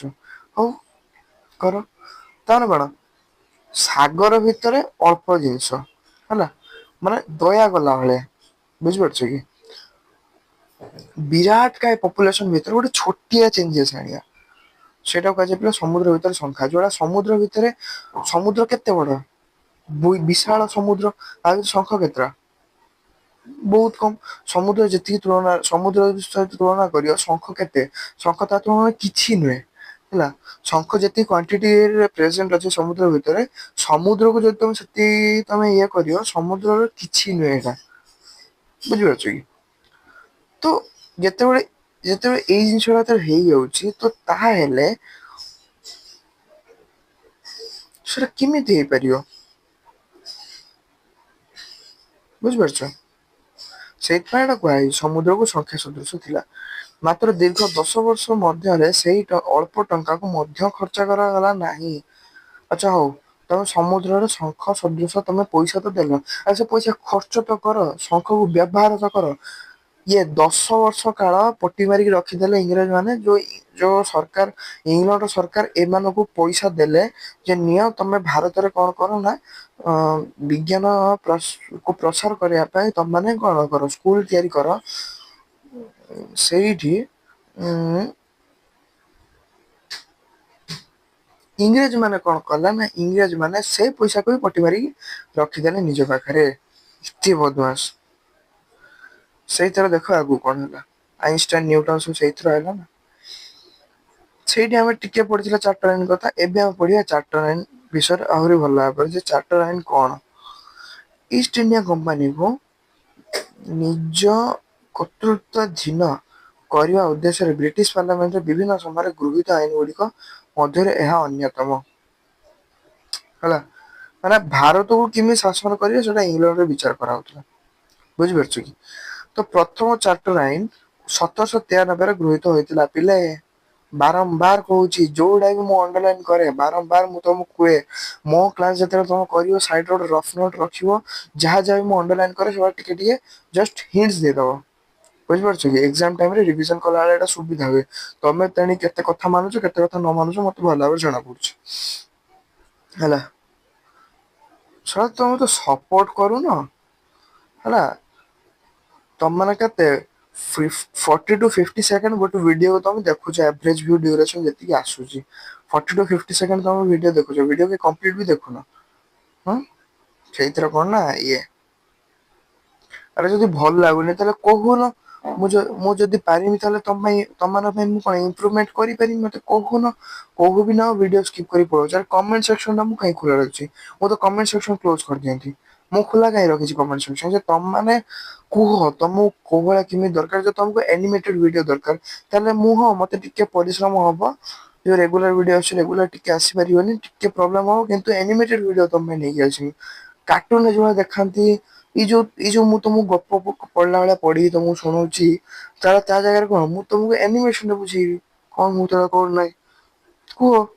ଏଆଇ ର ଯୁଗ ଅଛି, ମତେ ଟିକେ ଟାଇମ ଲାଗିବ କିନ୍ତୁ କରିଦବା। ନାଇଁ, ତମେ କିଛି କହୁନ, ଭିଡିଓ ସ୍କିପ କରିଦଉଛ, କାହିଁକି ସ୍କିପ କରୁଛ ସିନା କହିଲେ? ହଉ, ତାପରେ ପ୍ରତି 20 ବର୍ଷ ବ୍ୟବଧାନରେ 1813, 1833 ଏବଂ କମ୍ପାନୀ ବିଲୟ ହେବା ପୂର୍ବରୁ ଶେଷ ଥର ପାଇଁ 1853 ମସିହାରେ ଏହି ଆଇନ ପ୍ରଣୀତ ହୋଇଥିଲା। 1813ରେ ପ୍ରଣୀତ ଚାର୍ଟର ଆଇନ ଅନୁଯାୟୀ ଖ୍ରୀଷ୍ଟିୟାନ ମିଶନାରୀ ମାନଙ୍କୁ ଭାରତରେ ଧର୍ମ ଓ ସଂସ୍କୃତି ପ୍ରଚାର ପାଇଁ କମ୍ପାନୀକୁ ଅନୁମତି ଦେବାକୁ ପଡିଲା। ହେଲା, 1813ର ଉଦ୍ଦେଶ୍ୟ ଥିଲା ଏଇଆ। ଯେ ଖ୍ରୀଷ୍ଟିଆନ ମିସନାରୀ ମାନେ କଣ କରିବେ ନା, ଭାରତରେ ସେ ଶିକ୍ଷା ବ୍ୟବସ୍ଥାଟି ଚଳେଇବା ପାଇଁ ପରମିସନ ଦେଲେ। ତାପରେ କଣ ହେଲା ନା, ପାଶ୍ଚାତ୍ୟ ଶିକ୍ଷାର ଆରମ୍ଭ। ପାଶ୍ଚାତ୍ୟ ଶିକ୍ଷାର ଆରମ୍ଭ ଟା କେମିତି ହେଲା ଦେଖିବା? ନା, ଊନବିଂଶ ଶତାବ୍ଦୀରେ ତୃତୀୟ ଚତୁର୍ଥ ଦଶକ ବେଳକୁ ଭାରତରେ କେଉଁ ପ୍ରକାର ଶିକ୍ଷାନୀତି ପ୍ରଚଳନ ହେବ, ତାକୁ ନେଇ ଇଂଲଣ୍ଡର ବୁଦ୍ଧିଜୀବୀ ମାନେ ମହଲରେ ଘୋର ତର୍କ ବିତର୍କ ଆରମ୍ଭ ହେଲା। ଯେ ଭାରତୀୟ ମାନଙ୍କୁ ଆମେ କୋଉ ଶିକ୍ଷା ଦବା, ଯାହା ଫଳରେ ଭାରତୀୟ ମାନେ ଆମ ଜାଲରେ ଆହୁରି ସୁନ୍ଦର ଭାବରେ ପଶି ପଶି ଯିବେ। କେମିତି ନା, ସେ ଶିକ୍ଷାକୁ ଅବଲମ୍ବନ କରି। ଯୋଉ ଶିକ୍ଷା ଲୋକମାନଙ୍କୁ ଉନ୍ନତି କରାଏ, ଲୋକମାନଙ୍କର ଉନ୍ନତିରେ ସାହାଯ୍ୟ ଆଣେ, ସେଇ ଶିକ୍ଷା ଫଳରେ ସେମାନେ କେମିତି ଆମ ଚାକର ଆହୁରି ବଢିଆ ସେ ଫସିଯିବେ, ସେଇ ଜିନିଷ ଗୁଡାକ ଆମେ ଦେଖିବା। ତ ସେଇ ଜିନିଷ ପାଇଁ କଣ ହୁଏ ନା, ବୁଦ୍ଧିଜୀବୀ ମାନେ କଣ ନିଜକୁ ଅତି ବଡ ଗୋଟେ ମାନେ ସେମାନେ ଗୋଟେ ପଣ୍ଡିତ ଭାବନ୍ତି ହେଲା। ତ ସେ ପଣ୍ଡିତ ମାନେ କଣ କରିଥିଲେ ନା ଘୋର ତର୍କ ଭିତରେ ଲାଗା, ଏଇ ଦେଖିନ ନ୍ୟୁଜ ଫ୍ୟୁଜ ମାନଙ୍କରେ କଣ ହୁଏ ନା ସବୁ ମାନେ ଭିଡିଓ କଲିଙ୍ଗ ଯୋଉଭଳିଆ ହୁଏ, ଭିଡିଓ କଲିଙ୍ଗ ହେଇକି ସବୁ ପରସ୍ପର ଝଗଡା ଲାଗିଯାଇଥିବେ ହେଲା, ରାଉ ରାଉ ରାଉ ରାଉ ହଉଥିବେ, ଗୋଟେ ଘରେ ତାକୁ ଶାନ୍ତିରେ ବସି ଦେଖନ୍ତି, କଣ ମଜା ଲାଗୁଛି ତମକୁ? ସିଏ ହେଠି ମାନେ ପରସ୍ପର ଛୁରୀ କଇଁଚି ଭୂଷିତବାର ଲାଗିଛନ୍ତି, ତମମାନଙ୍କୁ କଣ ମଜା ଆସୁଛି ମୁଁ ଜାଣିପାରୁନି। ଲୋକଙ୍କ ଆଗରେ ଏତେ ସାହସ ହଉନି, ନ୍ୟୁଜ ଚ୍ୟାନେଲ ଆଗରେ ତାକୁ ବେଶୀ ସାହସ ହଉଛି। ମାନେ ଯାହା କରିବା ଷ୍ଟୁଡିଓ ଭାଙ୍ଗି ପଳେଇବା, ନ୍ୟୁଜ ଷ୍ଟୁଡିଓ ଟାକୁ। ମତେ ଲାଗେ ତାଙ୍କ ପ୍ଲାନିଂ ସେଇଆ। ତମେ ରାସ୍ତାରେ ଝଗଡୁନ, ରାସ୍ତାରେ ତମର ଦମ ହବନି, ସେଇ ନ୍ୟୁଜ ଚ୍ୟାନେଲରେ ପରସ୍ପର ମୁହାଁମୁହିଁ ସାମ୍ନାରେ ଭିଡି ଦବ, ଭିଡି ହେଇଯିବେ। ଇଭିନ ତମକୁ ଆଉ କୋଉଠି ଭିଡିଓ ପାଇଁ ତମକୁ ଜାଗା ହୁଏନି। ତମେ କେବଳ news channel video, news channel video ହେଲା ପରେ ଦି ସାଙ୍ଗ ଭାଇ ଭାଇ। ଯେମିତି କିଛି ହେଇନଥିଲା ତାଙ୍କ ଭିତରେ ଦେଖିବ ତାଙ୍କୁ। ହୁଁ। ତାଙ୍କ ଷ୍ଟୁଡିଓ ଭାଙ୍ଗିକି ଆସିବେ, ମତେ ଲାଗୁଛି ଦି ଜଣ ଷ୍ଟାର୍ଟିଂରୁ ପ୍ଲାନିଂ କରିକି ଆସନ୍ତି, ଦେଖ ମୁଁ ଏଇ ଟପିକ ଟା ଆରମ୍ଭ କରିବି ତତେ ଝଗଡା ଲଗେଇବାର ଅଛି। ବୁଝିପାରୁଛ ନା, ମତେ ପିଲାବେଳେ ଲାଗେ ସେୟା। ସେଇ ଲୋକମାନେ ସେଇ ନ୍ୟୁଜରେ ଝଗଡୁଥିବେ, ମାନେ ଏମିତି ଝଗଡା କରୁଥିବେ, ଘରେ ତମ ମା ବି ଆଉ କୌଣସି ପଡୋଶୀ ସାଙ୍ଗରେ ଏମିତି ଝଗଡା କରୁନଥିବେ ହେଲା, ଯୋଉଭଳିଆ ସିଏ ଝଗଡା କରୁଥିବେ, ବେଳେ ତ ମାନେ ମରାମରି ପର୍ଯ୍ୟନ୍ତ କଥା ଉଠି ଆସେ। କିନ୍ତୁ ଠିକ ଷ୍ଟୁଡିଓ ବାହାରକୁ ବାହାରି ଯାଆନ୍ତୁ, ମାନେ ଏମିତି ସେ କରନ ଅର୍ଜୁନ ହେଇଯିବେ, ତମକୁ ବି ଆଶ୍ଚର୍ଯ୍ୟ ହବ ଯେ ଏଇ ମାନେ ବା ଜଷ୍ଟ ଟିକେ ଆଗରୁ ଝଗଡା କରୁଥିଲେ, କଣ ହେଲା ଏମାନଙ୍କର? ବୁଝିପାରିଲେ ନାଇଁ, ସିନେରୀ ହଉଛି କିଛି ଏଇପରି। ଥ ସେଇ ଜିନିଷ ଗୋଟେ ଗୋଷ୍ଠୀ ଯୁକ୍ତ କଲେ ଯେ ଭାରତରେ ଆଧୁନିକ ପାଶ୍ଚାତ୍ୟ ଶିକ୍ଷାର ପ୍ରସାର କରାଯାଉ। ଏହା ଦ୍ଵାରା ଆଧୁନିକ ବିଜ୍ଞାନ ଓ ସମାଜ ଶାସ୍ତ୍ର ସମ୍ବନ୍ଧୀୟ ଜ୍ଞାନ ଆହରଣ ସହଜ ହେବ। ଏହି ଶିକ୍ଷା ପାଇଁ ଭାରତୀୟ ମାନେ ଇଂରାଜୀ ସଂସ୍କୃତି ପ୍ରତି ସହଜରେ ଆକୃଷ୍ଟ ହେବେ ହେଲା। ଯେ ସେମାନେ ଯେ ରିଅଲାଇଜ କରିପାରିବେ ଯେ ଭାରତରେ ରହିକି ମୋର କିଛି ଲାଭ ନାହିଁ। ମୋ ଫ୍ୟୁଚର ବର୍ବାଦ ଆଟଲିଷ୍ଟ ଇଂଲଣ୍ଡରେ ତ ମାନେ ଫାର ଉନ୍ନତ ଅଛି ନା ଆମ ଶିକ୍ଷା ଟା। ତ ଆମେ ଇଂଲଣ୍ଡରେ କାହିଁ ନ ପଢିବା ବୁଝିପାରୁଛ ଏଇ ଯୋଉ କଚରା ଟା ଏଇ ଯୋଉ ଅଳିଆ ଟା ପୁରେଇ ଦେଲା କାହା ମଥରେ ଭାରତୀୟ ମାନଙ୍କ ମଥରେ ହେଲା। ଫଳରେ କଣ ହେଲା ନା ଆଧୁନିକ ଶିକ୍ଷିତ ଗୋଷ୍ଠୀର ସହାୟତାରେ ଭାରତରେ ଇଂରେଜ ସାମ୍ରାଜ୍ୟ ସୁଦୃଢ ହେବ। ଅନ୍ୟ ପକ୍ଷରେ ଦ୍ଵିତୀୟ ଗୋଷ୍ଠୀର ବୁଦ୍ଧିଜୀବୀ ଯୁକ୍ତି କଲେ ଯେ ଭାରତର ପାରମ୍ପରିକ ଦେଶୀୟ ଶିକ୍ଷା ଅବ୍ୟାହତ ରହୁ ସେଥିର କିଛି ହାତ ମାରନି ତମେ ତମର ନୂଆ ଶିକ୍ଷା ଯାହା କରୁଛ କର। ହେଲା ଆଧୁନିକ ଯୋଉ ପୁରାତନ ଶିକ୍ଷା ଟା ଯୋଉ ଅଛି ସେଥିରେ କି ହାତ ମାରନି। ଆଧୁନିକ ଶିକ୍ଷାର ସଂସ୍ପର୍ଶରେ ଭାରତୀୟ ମାନେ ଆସିଲେ ସେମାନେ ସ୍ଵାଧୀନତା ଓ ଗଣତନ୍ତ୍ରରେ ଚିନ୍ତାଧାରାରେ ଅନୁପ୍ରାଣିତ ହେବେ ଏବଂ ଇଂରେଜ ସରକାର ବିରୁଦ୍ଧାଚରଣ କରିବେ ଏଟା ବି ଗୋଟେ ପଏଣ୍ଟ। ଯେ ହେଲା ତ ପିଲା ଜାଣିପାରୁଛ ନା ଉଦ୍ଦେଶ୍ୟ ଟା କଣ ଯଦି ଭାରତୀୟ ମାନଙ୍କୁ ଯଦି ଆମେ ଆଧୁନିକ ଶିକ୍ଷା ଦେଇ ବିି ଦଉଛେ ତାହେଲେ ସେମାନେ ଏତିକି ବି ଜାଣିଯିବେ ଯେ ସେଲ୍ଫ ରେସପେକ୍ଟ ବୋଲି ଗୋଟେ ଜିନିଷ ଟା କଣ ମାନେ ସେମାନେ ଯୋଉ ମାନେ କଣ ଏମିତି ସେମାନେ କଣ କରୁଛନ୍ତି ନା ଯୋଉ ଚପା ଅବସ୍ଥାରେ ଅଛନ୍ତି ଯାହାକୁ ମାନେ ଆମେ କଣ୍ଟ୍ରୋଲରେ ରଖିଛୁ ହେଲା ଯଦି ତାଙ୍କର ବ୍ରେନ ୱାସ କରିଦିଆଯାଏ ବା ଯଦି ତାଙ୍କୁ ଆଧୁନିକ ଶିକ୍ଷା ଦେଇ ଦିଆଯାଏ ତାହେଲେ ତ ସେମାନେ ଏତିକି ଜାଣିଯିବେ ଯେ ଏମାନଙ୍କୁ ଆମେ ଅକ୍ତିଆର କରିକି ରଖିଛୁ ଏଇଥିପାଇଁ ତ ସେମାନେ ତ ଆମ ବିରୁଦ୍ଧରେ ସରତରଣ କରିଦେବେ ନା ଆମ ବିରୁଦ୍ଧରେ ସେମାନେ ଲଢେଇ କରିବା ପାଇଁ ତ ସେମାନେ ଆନ୍ଦୋଳନ କରିଦେବେ ହବ ତ ସେଇ ଜିନିଷ ଟା ବି ଇଂରେଜ ମାନଙ୍କର କୋଉଠି ନା କୋଉଠି ତାଙ୍କ ମଥାକୁ ଆସୁଥିଲା ବୁଝିପାରୁଛ ସେଇଥିପାଇଁ କଣ ହେଲା ଦେଖ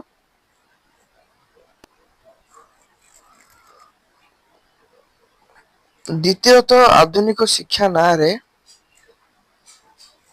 ଲୋକମାନଙ୍କର ପରମ୍ପରାରେ ଯଦି ସରକାର ହସ୍ତକ୍ଷେପ କରନ୍ତି ତାହା ସେମାନେ ସହ୍ୟ କରିପାରିବେ ନାହିଁ କାରଣ ସେତେବେଳେ ପିଲେ ଲୋକମାନଙ୍କର କଣ ନା ପରମ୍ପରା ଟା ଥିଲା ତାଙ୍କ ପାଇଁକା ସବୁଠାରୁ ଉତ୍କୃଷ୍ଟ ମାଧ୍ୟମ ହେଲା ସେମାନେ କଣ ନିଜର ପରମ୍ପରାକୁ ଚଳେଇବା ପାଇଁ ନିଜର ପ୍ରଥା ପରମ୍ପରାକୁ ଚଳେଇବା ପାଇଁ ନା ଜୀବନ ବି ଦେଇଦେବେ ସେମାନେ ହେଲା ସେମାନେ ପିଲେ ଜୀବନ ବି ଦେଇଦେବେ ବୁଝିପାରୁଛ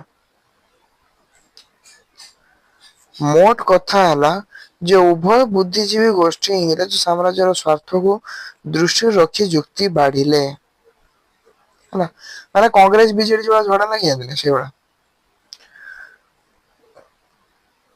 ପୁଣି ଶିକ୍ଷାରେ ମାତୃଭାଷାର ମହତ୍ଵ କଥାକୁ କେହି ବି ଗୁରୁତ୍ୱ ଦେଲେ ନାହିଁ। ଯେ ତମେ ଯୋଉ ବି ତମେ ଯାହାବି ଶିକ୍ଷା ଦିଅ କୋଉ ଭାଷାରେ ତମେ ଶିକ୍ଷା ଦଉଛ ଗୋଟେ ମଣିଷ ଟେ ବୁଝିପାରିବ। ଯେହେତୁ ଆମେ ଯେହେତୁ ଓଡିଶା ବାସୀ ଆମେ ଓଡିଆରେ ବୁଝିବା। ଅଲଗା କୋଉ ରାଜ୍ୟର ଭାଷୀ ସେ ସେଇ ରାଜ୍ୟର ଭାଷା ବୁଝିବ ହ ତ। ଆଧୁନିକ ଶିକ୍ଷା ପାଇଁ ଇଂରାଜୀ ବଦଳରେ ମାତୃଭାଷା ମାଧ୍ୟମ ହେଲେ ଶିକ୍ଷା ଗ୍ରହଣ ଯେ ସହଜ ହେବ ଏହା ସେମାନେ ବୁଝିପାରିଲେ ନାହିଁ। ଦେଖ ତମର ଯୋଉ ଇଂଲିଶ ଯୋଉ ବହିଟା ହୁଁ ତମେ ମୋ ପାଖକୁ ଆସୁଛ ବା ତମେ ତମ ଟ୍ୟୁସନ ସାର ପାଖକୁ ଯାଉଛ ଇଂଲିଶ ବହି ଧରିକି କି ମ୍ୟାଥ ବହି ଧରିକି ସାର୍ ଏଇଟା ବୁଝିବନି। କାହିଁକି ବୁଝିବନି ଇଂଲିଶ ହେଲା କି ହିନ୍ଦୀ ହେଲା ଏ ସବୁ ଲିଟରେଚର ଗୁଡା ବୁଝିବନି କାହିଁକି ବୁଝିବନି। କାହିଁକିନା ସେଟା ତମ ମାତୃଭାଷାରେ ଲେଖା ହେଇନି ତାକୁ ଯଦି ମାତୃଭାଷାରେ ଯଦି ତମରି ମାତୃଭାଷାରେ ଲେଖାଯାଏ ତମ ମାତୃଭାଷା କଣ ଓଡିଆ। ତ ଯଦି ତମରି ମାତୃଭାଷାରେ ସେଇ ଜିନିଷ ଟା ଲେଖାଯାଏ ତାହେଲେ ତମେ କଣ କେବେ ବି କୋଉ ଟିଚର ପାଖକୁ ଯିବ କି? ନା ସାର ଯିବୁନି ଆମେ ଇଜିଲି ବୁଝିବୁ ଆମେ ଆପଣଙ୍କ ପାଖକୁ ହିଁ ଆସିବୁନି। ହ ତ ମାତୃଭାଷାର ଇମ୍ପୋର୍ଟାନ୍ସ ତାହଲେ ଏଠି କେତେ ତାହଲେ ତମେ ଜାଣ। ଏବେ ଆସିଲେ ଆମ ଠାକୁର ମାକିଲେ ଠାକୁର ମୁଁ କାହିଁ କହୁଛି ତା ନାଁ ଗୁଡା ଦେଖିଲ ଲର୍ଡ ଲର୍ଡ ମାନେ କଣ ଠାକୁର ନା ଲର୍ଡ ଗଣେଶ ଲର୍ଡ ଜଗନ୍ନାଥ। ଆମେ ଏଙ୍କ ପଛରେ ଲର୍ଡ ଲାଗୁ ଏଙ୍କ ଆଗରେ ତମାନଙ୍କ ସହିତ ରହି ରହିକି ମୁଁ ବି ନଷ୍ଟ ହେଇଗଲିଣି ଲର୍ଡ ଲର୍ଡ ମାକ୍ଲେଙ୍କ ନୀତି ହେଲା ଏଇ ଥିଲେ ସେ ଟେରା ବ୍ୟକ୍ତି ଏଟା ମତେ ଟେରା ଭଳିଆ ଦେଖାଯାଉନି ତ ମୁଁ ଏଇଟା ଟେରା ମଣିଷ ଭଳିଆ ଦେଖାଯାଉନି। ତ 1835 ମସିହାରେ କମ୍ପାନୀର କାର୍ଯ୍ୟକାରୀ ପରିଷଦରେ ଆଇନ ସଭ୍ୟ ଲର୍ଡ ମାକଲେ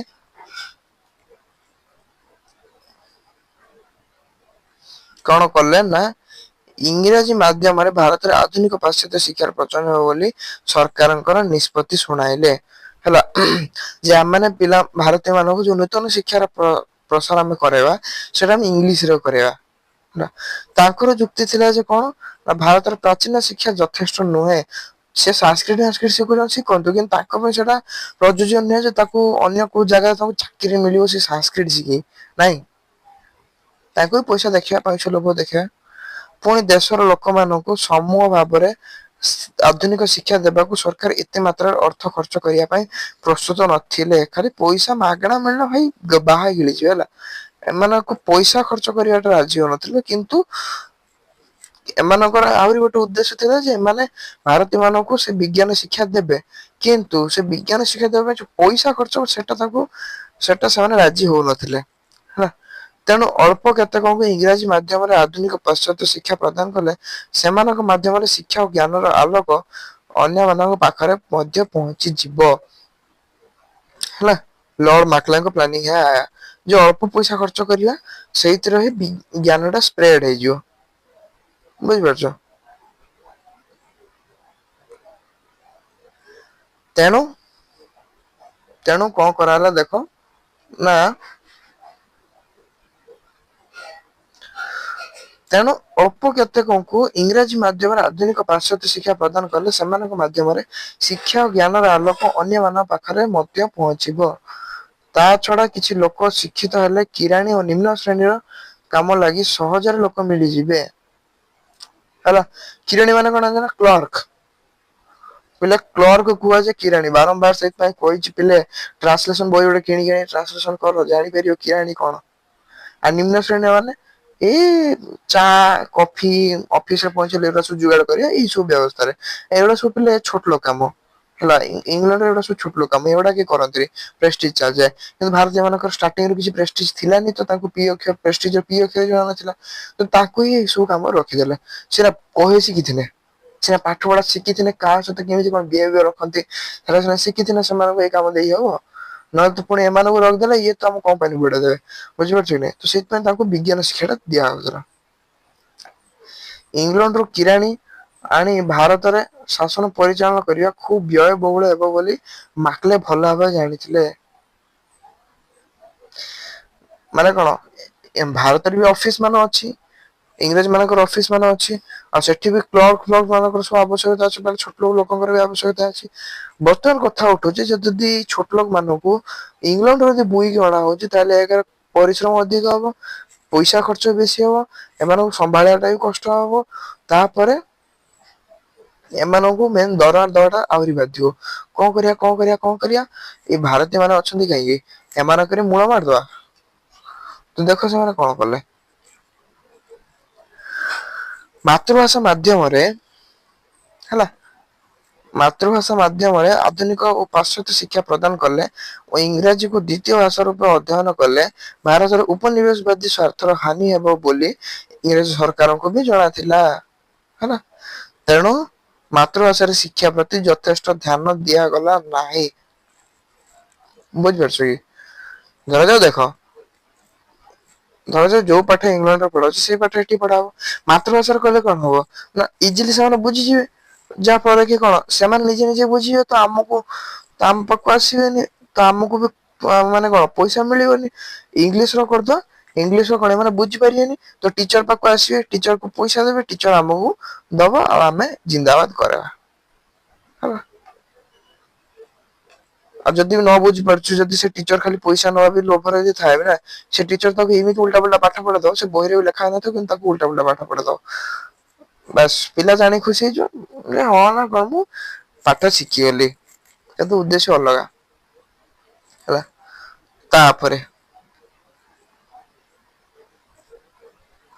ତାପରେ ଦେଖ କଣ କରାହେଲା।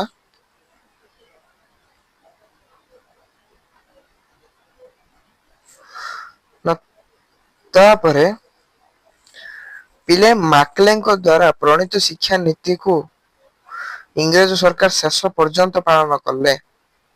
କେତେ ପର୍ଯ୍ୟନ୍ତ? ଶେଷ ପର୍ଯ୍ୟନ୍ତ। ଏହାକୁ ଭାରତର ଆଧୁନିକ ଶିକ୍ଷିତ ବୁଦ୍ଧିଜୀବୀ ମାନେ ବିରୋଧ କଲେ।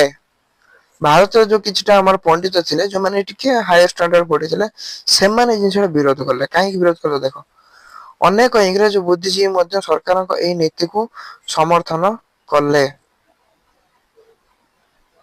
ନାହିଁ।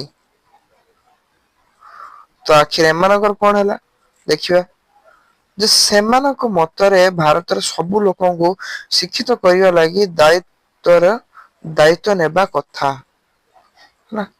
ସେମାନେ କଣ ଚାହୁଁଥିଲେ ପିଲା ସେମାନେ ଚାହୁଁଥିଲେ ଯେ ଯଦି ତମକୁ ଶିକ୍ଷା ଦବାର ହିଁ ଅଛି ଆମେ ଯୋଉ ଭଳିଆ ପୁରାତନ ଶିକ୍ଷା ଦଉଛୁ କାହାକୁ ସମସ୍ତଙ୍କୁ ଦଉଛୁ କାହା ବିଷୟରେ ଆମେ ଏତେ ଭାବ ବିଚାର କରୁନାହୁଁ ତମର କୋଉ ବିଶେଷ ତମକୁ ଅଧିକାର ଦିଆହେଲା ଯେ ତମେ ଅଳ୍ପ କେତେ ଜଣଙ୍କୁ ଶିକ୍ଷା କରିଦେଇ ବିଦା କରିଦଉଛ। ସେମିତି କେମିତି ହଉଛି ଅଳ୍ପ କେତେ ଜଣ ଶିକ୍ଷା ଦେଇ ଦଉଛ ସେମାନେ ନିଜକୁ ଗୋଟେ ମଡର୍ଣ ଭାବି ନେଇକି ନିଜର ଲୋକମାନଙ୍କ ସହିତ ଦୂରେଇ ଯାଉଛନ୍ତି ଯୋଉ ଲୋକମାନଙ୍କ ସହିତ ସେମାନେ ଗୋଟେ ଯୁଗରେ ମିଳାମିଶା କରୁଥିଲେ ବୁଝିପାରୁଛ କି ନାଇଁ ତାଙ୍କ ଭିତରେ ଡିଫରେନ୍ସ କ୍ରିଏଟ କରିଦଉଛ। ତ ଏଇଟା କେମିତି ଏଇଟା ତ ଠିକ ନୁହେଁ ନା ଏଇଟା ଅନ୍ୟାୟ ଜିନିଷ। ସେଇ ଜିନିଷ ଟା ସେମାନେ ସେଇଥିପାଇଁ ଆଧୁନିକ ଶିକ୍ଷିତ ବୁଦ୍ଧିଜୀବୀ ମାନେ ଭାରତର ସେମାନେ ବିରୋଧ କରୁଥିଲେ।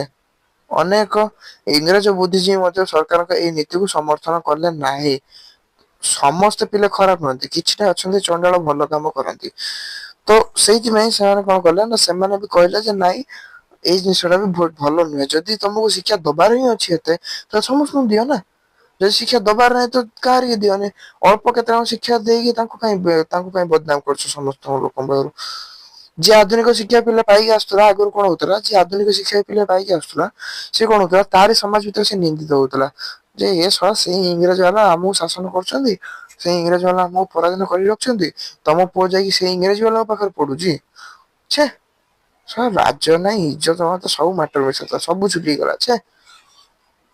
ଯୋଉମାନେ ଆମ ପାଇଁ ଅନର୍ଥ ଯୋଉମାନେ ଆମ ପାଇଁ କଣ ମାନେ କାଳ ସଦୃଶ ତାଙ୍କ ପାଖରେ ତାଙ୍କ ଅଣ୍ଡର ରହିକି ଏ ପିଲାଟି ପାଠ ପଢୁଥିଲା ଛେ ଧିକାର ଦିଆ ଜୀବନ। ହେଲା ତ ଏଇଭଳିଆ କହିକି କଣ କରାହଉଥିଲା ନା ତାକୁ ହଇରାଣ କରାହଉଥିଲା ହେଲା। ସେମାନଙ୍କ ମତରେ ଭାରତର ସବୁ ଲୋକଙ୍କୁ ଶିକ୍ଷିତ କରିବା ଲାଗି ସରକାର ଦାୟିତ୍ବ ନେବା କଥା। ସ୍ଵୟଂ ଉପନିବେଶବାଦୀ ଇଂରେଜ ସରକାର ମଧ୍ୟ ନିଜ ନୀତିକୁ ଯୁକ୍ତିଯୁକ୍ତ ବୋଲି ଦାବି କରିପାରୁ ନଥିଲେ ଫଳରେ 1854 ମସିହାରେ ଉଡସ ଡେସ୍ପାଚ ନାମରେ ଶିକ୍ଷା ସମ୍ବନ୍ଧୀୟ ଏକ ଦାସ୍ତାବିଜ ସରକାର ପ୍ରସ୍ତୁତ କଲେ ହେଲା। କାହିଁକି ପ୍ରସ୍ତୁତ କଲେ ନା ଏହାର ପ୍ରଣେତା ଥିଲେ କମ୍ପାନୀ ନିୟନ୍ତ୍ରଣ ବୋର୍ଡ ର ସଭାପତି ଚାର୍ଲସ ଉଡ ଚାର୍ଲସ ଉଡ ଏହାର ସଭାପତି ଥିଲେ ମାନେ ମେନ୍ ଅଣ୍ଡର ୟାଙ୍କ ଅଣ୍ଡରରେ କାମ କରୁଥିଲେ। ଏଇ ଦାସ୍ତାବିଜ ଅନୁସାରେ ସରକାର ଏଣିକି ଗଣ ଶିକ୍ଷାକୁ ମାନେ ସବୁ ଲୋକ ଯେମିତି ଶିକ୍ଷା ପାଆନ୍ତୁ ଗଣ ଶିକ୍ଷାକୁ ମହତ୍ଵ ଦେବ ବୋଲି ଆଶ୍ଵାସନା ଦେଲେ ହେଲା।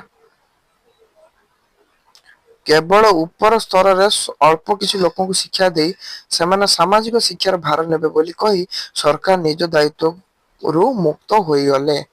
ଫଳସ୍ୱରୂପ ଏଣିକି ପ୍ରତ୍ୟେକ ପ୍ରଦେଶରେ ସ୍ଵତନ୍ତ୍ର ଶିକ୍ଷା ବିଭାଗ ଗଠିତ ହେଲା ଓ 1857ରେ କଲିକତା ବମ୍ବେ ଓ ମାଡ୍ରାସ ଠାରେ ତିନୋଟି ବିଶ୍ୱବିଦ୍ୟାଳୟ ସ୍ଥାପିତ ହେଲା। ବଙ୍ଗଳାରେ ଲିଖିତ ପ୍ରସିଦ୍ଧ ଆନନ୍ଦ ମଠ ଉପନ୍ୟାସ ଲେଖକ କିଏ ବଙ୍କିମ ଚନ୍ଦ୍ର ଚାଟାର୍ଜୀ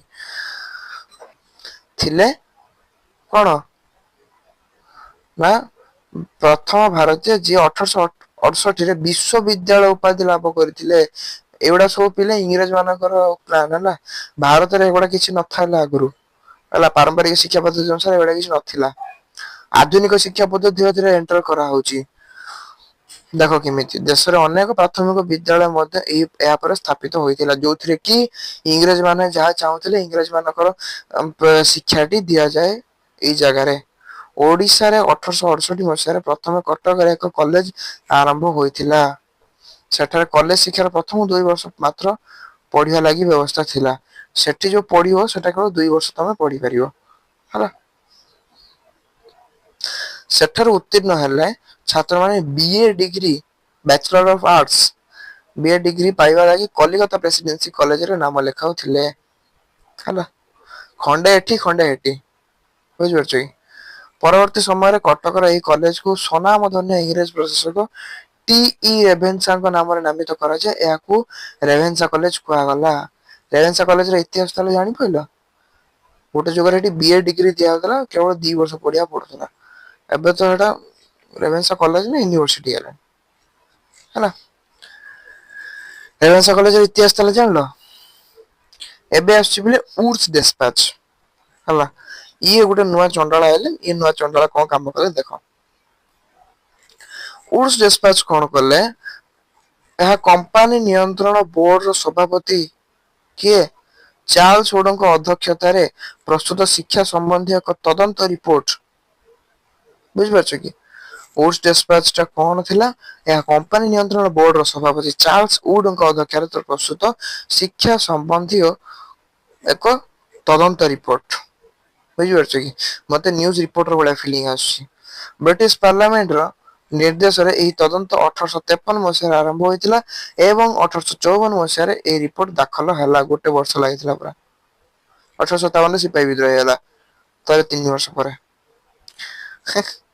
ପୂର୍ବରୁ ଘରୋଇ ପ୍ରୟାସରେ ଚାଲିଥିବା ଶିକ୍ଷା ବ୍ୟବସ୍ଥାକୁ ଏହି ରିପୋର୍ଟରେ ସରକାରୀ ନିୟନ୍ତ୍ରଣକୁ ଆଣିବାକୁ ପ୍ରସ୍ତାବ ରଖାଯାଇଥିଲା ଏ ସବୁ ଜିନିଷ ସରକାରଙ୍କ ଅଣ୍ଡରକୁ ଆଣ। ହେଲା ଚାର୍ଲସ ଉଡସ ଡେସପାଚର ମାନେ ଏଇ ଚାର୍ଲସ ଉଡଙ୍କର ପ୍ଲାନ ଥିଲା ଏଇଆ ଉଡସ ଡେସପାଚ ପରେ ଭାରତରେ ଅଧିକରୁ ଅଧିକ ଶିକ୍ଷାନୁଷ୍ଠାନ ସ୍ଥାପନ କରିବାକୁ ସରକାର ଅନୁମତି ଦେଲେ। କର କର ଆହୁରି ଆହୁରି ମାନେ ରୁହନି ତମେ ଶିକ୍ଷା ଦେଇ ଚାଲ କେତେ ଶିକ୍ଷା ଦେଇପାରିବ ଦେଇ ଚାଲ ହେଲା। 1857 ମସିହାରେ ବିଶ୍ୱବିଦ୍ୟାଳୟ ସ୍ଥାପନ କରାହେଲା ଯୋଉ ଟାଇମରେ ସିପାହୀ ବିଦ୍ରୋହ ହେଇଥିଲା। ହେଲା ବିଶ୍ୱବିଦ୍ୟାଳୟ ମାନେ ଜାଣିପାରୁଛ ନା ୟୁନିଭର୍ସିଟି। ୟୁନିଭର୍ସିଟି ମାନ ସବୁ ସ୍ଥାପନ କରାଯାଇଥିଲା ଆମର ସବୁ ଇଂଲଣ୍ଡର ପିଲାମାନେ ନା ଏସବୁ ଆମର ଇଂରେଜ ପିଲାମାନେ ଏମାନଙ୍କ ମାତୃଭାଷା ଏମାନଙ୍କ ମାତୃଭାଷା କହିତେ ଗଲେ ଇଂରାଜୀ ଆଗରୁ ମାତୃଭାଷା କହିତେ ଗଲେ ଓଡିଆ ଥିଲା ଏବେକା ମାତୃଭାଷା କହିତେ ଗଲେ ଇଂରାଜୀ। ମାନେ ତାଙ୍କ ମାତୃଭାଷା ଓଡିଆ ଥିଲା କିନ୍ତୁ ଇଂରାଜୀ ଶିକ୍ଷା ତାଙ୍କୁ ରୁଚୁ ନଥିଲା। ଏ ପିଲାମାନଙ୍କୁ ତାଙ୍କ ମାତୃଭାଷା ଇଂରାଜୀ ରୁଚୁଛି କିନ୍ତୁ ଓଡିଆଟି ପସନ୍ଦ ଆସୁନି। ନାଇଁ କଣ ତୋ ମାତୃଭାଷା ଇଂରାଜୀ ହେଇଗଲା ନା ଓଡିଆ କହିଲା ବେଳକୁ ବୁଝିପାରୁନ। ଇଂରାଜୀରେ କହିବାକୁ ପଡୁଛି ତାର ବୁଝିପାରୁଛନ୍ତି। ହାଇସ୍କୁଲ ପ୍ରତିଷ୍ଠା ଓ ଭାରତୀୟ ଭାଷା ଶିକ୍ଷା ମଧ୍ୟ ବିଧିବଦ୍ଧ ଭାବେ ଅଳ୍ପ କିଛି ପ୍ରୋତ୍ସାହନ ପାଇଲା ଆଚ୍ଛା ଯଦି ଏତେ ସବୁ ନିୟମ ପ୍ରଣୟନ କରାଯାଇକି ଭାରତରେ ଦୁନିଆ ସ୍କୁଲ ଦୁନିଆ କଲେଜ ଖୋଲି ଦିଆ ହଉଛି ତାହେଲେ ମତେ ଗୋଟେ ପିଲା ତମେ ଗୋଟେ ନିଜେ ଗୋଟେ କଥା କୁହ ଯେ ଭାରତରେ ହେଲା ତମେ ପିଲେ ଏବେ ନିଜେ ଗୋଟେ କଥା କୁହ ତାହେଲେ ଭାରତରେ ପିଲେ ପୁରାତନ ଶିକ୍ଷାର ଆଉ ଅସ୍ତିତ୍ବ ରହିବ କି କାରଣ କାହିଁକି ନା ଭାରତରେ ଏବେ ଆଧୁନିକ ଶିକ୍ଷା ଦେବେ ବୋଲିକି ଇଂରେଜ ମାନେ ଜାଗେ ଜାଗେ କଣ କରୁଛନ୍ତି ନା ବିଜ୍ଞାନ ଶିକ୍ଷାର ପ୍ରସାର ପାଇଁ ତାଙ୍କ ଅନୁସାରେ ଚଳୁଥିବା ସ୍କୁଲ କଲେଜ ୟୁନିଭରସିଟି ଗୁଡିକ ଖୋଲୁଛନ୍ତି ହେଲା। ତ ମତେ ଗୋଟେ କଥା କୁହ ପୁରାତନ ଶିକ୍ଷା ଦଉଥିବା ସେଇ ଚାଟଶାଳୀ ସେଇ ମଠ ସେଇ ଇଏ ମାଦ୍ରାସା ବା ସେଇ ଟୋଲ ଏଇ ସବୁ କିଛି ବି ଆଉ ରହିବ କି ନା ସାର ରହିପାରିବନି ଆଉ କାହିଁକିନା ଏବେ କଣ ସେମାନେ ବେଶୀ ବେଶୀ କଣ ଏଇ ଯୋଉ ଲୋକମାନେ ଈର୍ଷା ପାଇଁ ଆଧୁନିକ ଶିକ୍ଷାକୁ ଗ୍ରହଣ କରିବା ପାଇଁ ବେଶୀ ଇଂରେଜ ମାନଙ୍କ କଲେଜ ଆକ୍ୱାଣ୍ଟେଡ ହେବେ। ଆମ କଲେଜ ତ ଆକ୍ୱାଣ୍ଟେଡ ହେବେନି କାହିଁକିନା ଆମ ସ୍କୁଲରେ ଯଦି ପଢନ୍ତି ଏମାନଙ୍କ ଫ୍ୟୁଚର ନାହିଁ। କିନ୍ତୁ ଯଦି ଏ ସ୍କୁଲରେ ପଢୁଥିଲେ ତାହେଲେ କଣ ହଉଥିଲା ନା ଇଂଲଣ୍ଡରେ କଣ କରୁଥିଲେ ନା ଚାକିରି ପାଇବା ପାଇଁ ଏମାନଙ୍କୁ ଅପରଚୁନିଟି ମିଳିଥିଲା। ଆଟଲିଷ୍ଟ କିଛି ତ ପଇସା ଇନକମ କରିପାରୁଥିଲେ ଯେ ଯାହା ଫଳରେ କି ତାଙ୍କ ପରିବାର ଚଳିପାରିବ। ବୁଝିପାରୁଛ କି? ଆଉ ପିଲା ସରପ୍ରାଇଜ ଟା ମଝିରେ ରହିଗଲା। ହଁ ତମେ ଭିଡିଓ ଦେଖିଲନି ସରପ୍ରାଇଜ ଟା ମଝିରେ ରହିଗଲା। ମଝିରେ ଦେଖ ମଝିରେ ଗୋଟେ କୋଉ ଗୋଟେ ଜାଗାରେ ଛାଡି ଦେଇଛି ମୁଁ କାଇଁ କହିବି। ତମେ ଦେଖ ମଝିରେ ଗୋଟେ କୋଉଠି ଗୋଟେ ଛାଡି ଦେଇକି ପଳେଇ ଆସିଛ ତମମାନେ। ଯିଏ ଭିଡିଓକୁ ଏତେ ପର୍ଯ୍ୟନ୍ତ ପୁରା ଭଲସେ ସ୍କିପ୍ ନ କରି ଦେଖିଛି ସେ ଠିକ ଜାଣିପାରିଛେ ଯେ ସରପ୍ରାଇଜ ଟା ଅଛି କୋଉଠି। ଆଉ ଯିଏ ଏବେ ଏବେ ଆଇଛି ସିଏ ଭାଇ ସିଏ ମର ସେ ଭାଇ ମଲା ସେ ମଣିଷ ହେଲା। ତ ହେଲା କଣ ନା କାରଣ ଦେଖ ଇଂଲଣ୍ଡରେ କଣ ଚାକିରି ମିଳିବାର ଅପରଚୁନିଟି ଥିଲା। ଚାକିରି ମିଳିବାର ଅପରଚୁନିଟି ଥିଲା ତ ଅବଭିୟସଲି ସେମାନେ କଣ ଇଂଲଣ୍ଡରେ ଚାକିରି କରିପାରୁଥିବା କିଛି ପଇସା ଇନକମ କରିପାରୁଥିଲା। ଯାହା ଫଳରେ ସେମାନେ ଘର ଚଳେଇ ପାରିବେ। ଆଉ ଯିଏ ପାରମ୍ପରିକ ଶିକ୍ଷା ନେଲା ସିଏ କଣ କଲା ନା ତାକୁ ଏତେ ଜ୍ଞାନ ହେଲାନି। ତ ସେ ଇଂଲଣ୍ଡରେ ଯାଇକି ସେ କିଛି କାମ କରିପାରିବନି ନା। ଭାରତରେ କଣ ଚାକିରି ଅଛି ଭାରତରେ କିଛି ଚାକିରି ନାହିଁ ଏଭଳିଆ ପାଠ ଯିଏ ପଢିଥିବ। ବୁଝିପାରୁଛ କି ନାଇଁ ତ ଏଉଠୁ ପିଲା ଆରମ୍ଭ କରାହେଲା ପିଲା କମ୍ପିଟିସନ ଯେ ଗୋଟେ ଚାକିରି ପାଇବା ପାଇଁ ତମକୁ ସେ ଯୋଗ୍ୟ ହବାକୁ ପଡିବ ସେ ସାର୍ଟିଫିକେଟ ତମ ପାଖରେ ଥିବା ଦରକାର। ବୁଝିପାରୁଛ କି ଏଇ ଜିନିଷଟା ଏଇଠି ଆରମ୍ଭ ହେଲା ଦ୍ୟାଟ୍ସ ୱାଇ କଣ ହେଲା ନା ପାରମ୍ପରିକ ଶିକ୍ଷାର ଅଧପତନ ହେଲା କାହିଁକିନା ପାରମ୍ପରିକ ଶିକ୍ଷା ଯିଏ ନଉଥିଲା ତାକୁ ଚାକିରି ମିଳୁନଥିଲା କାହିଁକିନା ଚାକିରି ମିଳିବା ପାଇଁ ତାକୁ ସେଇଭଳିଆ ଯୋଗ୍ୟତା ଦରକାର ସେ ସେଇଭଳିଆ କିଛି ଜିନିଷ ଜାଣିଥିବା ଦରକାର। ବୁଝିପାରୁଛ କି? ଯୋଉଟା କି ନୂତନ ଶିକ୍ଷା ଯିଏ ନଉଥିଲା ତାକୁ ସେଇଟା ଜଣାଥିଲା। ଯେ ପୁରାତନ ଶିକ୍ଷା ନଉଥିଲା ତାକୁ ଜଣା ନଥିଲା। ହଁ ତ ସେଇ ଜିନିଷ ଟା ପରବର୍ତ୍ତୀ ସମୟରେ ଅସୁବିଧା କଲା ଯାହାଫଳରେ କି ଲୋକମାନେ କଣ କଲେ ନା ଏବେ ପାରମ୍ପରିକ ଶିକ୍ଷାକୁ ଆପଣେଇବାକୁ ଅନିଇଚ୍ଛା ପ୍ରକାଶ କଲେ ଆଉ ପାରମ୍ପରିକ ଶିକ୍ଷା ଏଠି ଧୀରେ ଧୀରେ କେମିତି ଅଧପତନ ହେଲା ଏଇଟା ଆମେ ପଢିବା ଆସନ୍ତା କ୍ଲାସ ରେ। ଆଜିକା ପାଇଁ ପିଲେ ଏତିକି ଥାଉ ଦେଖାହବ ତମ ସହିତ ନେକ୍ସଟ ଭିଡିଓରେ ହେଲା ଗୋଟେ ସୁନ୍ଦର ଟପିକ ସହିତ। କଣ ଯେ ପାରମ୍ପରିକ ଶିକ୍ଷାରେ କେମିତି ଅଧପତନ ହେଲା ଏଇ ନୂତନ ଶିକ୍ଷା ଦେବା ଦ୍ଵାରା।